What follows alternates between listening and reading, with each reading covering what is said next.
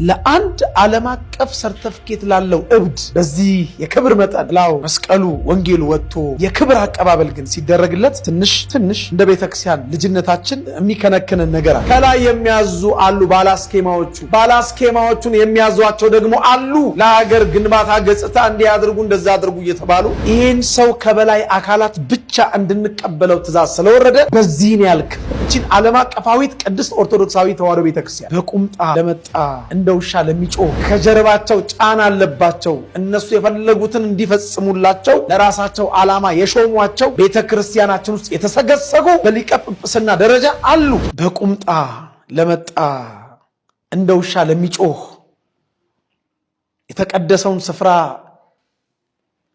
ለዲጂታል ትርኢት ማሳያ ተጠቅሞ በወጣቱ ዘንድ ያለውን መንፈሳዊ ፍርሃት ወደ ድፍረት ለመቀየር ለመጣ ሰው ግን በዚህን ያህል ክብር ቤተክርስቲያን አይሾ ስፒድ የሚባለውን ጋጠወጥ ምንም መንፈሳዊ ነገር ማይታይበት ሰው ለመቀበል የተደረገው መርሃ ግብር አበሳጭቶናል፣ አስቆጥቶናል።